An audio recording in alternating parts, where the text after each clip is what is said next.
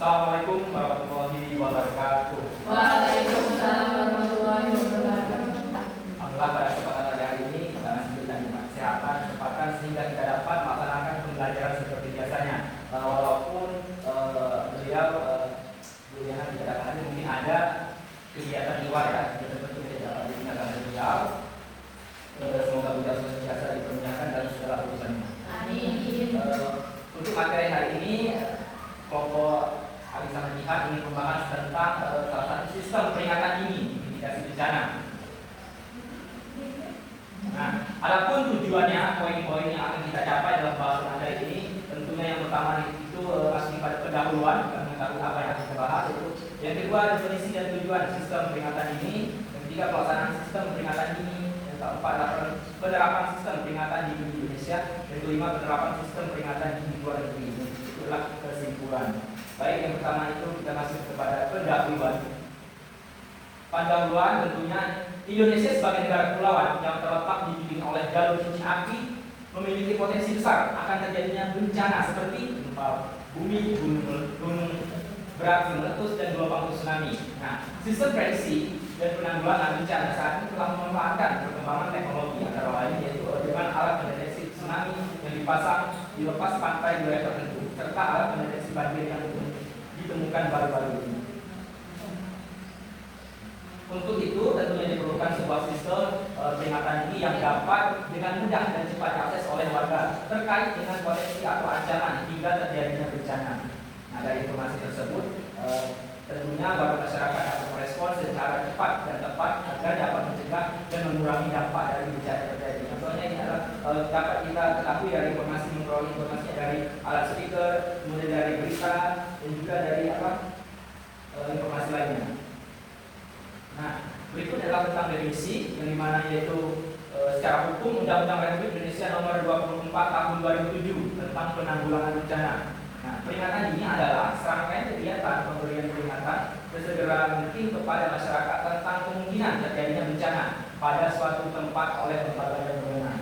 Yang dimana pada pasal 46 itu berbunyi peringatan dini sebagaimana dimaksud dalam pasal 44 huruf D dilakukan untuk pengambilan tindakan cepat dan tepat dalam rangka mengurangi resiko yang terkena bencana serta mempersiapkan tindakan yang tanggap darurat.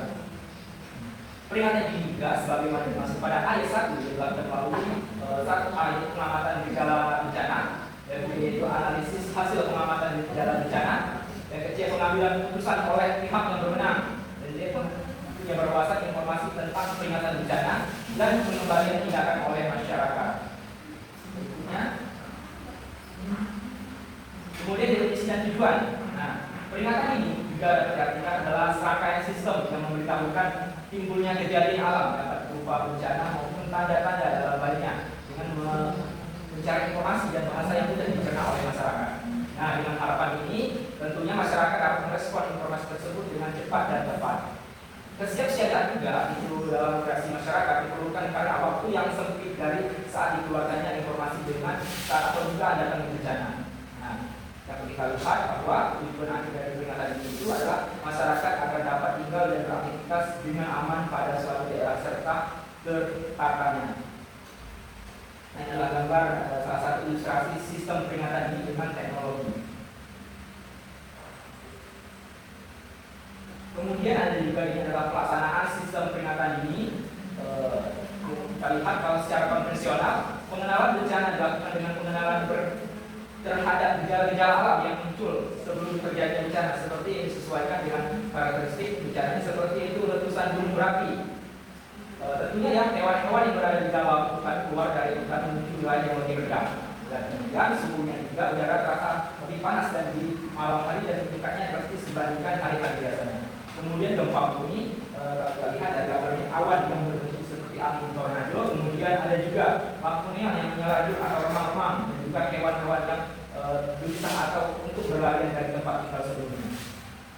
Kemudian juga ada gelombang tsunami di mana terdapat gelombang kekuatan besar suhunya udara terasa sangat panas di malam hari dan meningkat drastis dibanding hari-hari biasanya.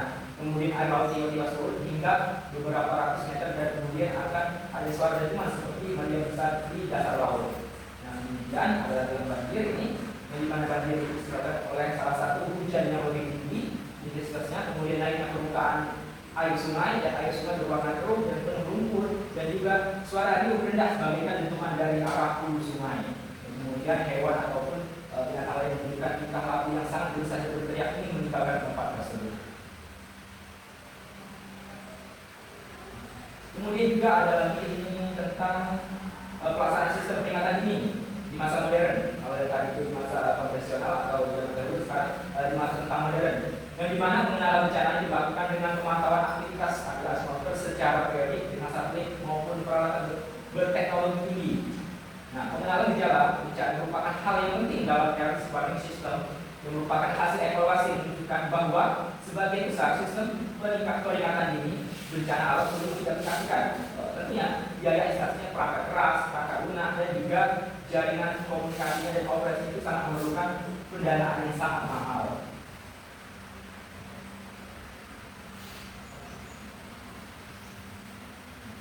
Kemudian untuk pelaksanaan sistem peringatan dini, cara kerja warning system itu mengirimkan sinyal peringatan pada daerah spesifik berdasarkan lokasi bencana dan daerah yang terdampak. Jadi ketika ada bencana alam seperti gempa bumi atau tsunami, seluruh siaran TV digital akan terhenti sementara, berganti dengan siaran peringatan dini bencana.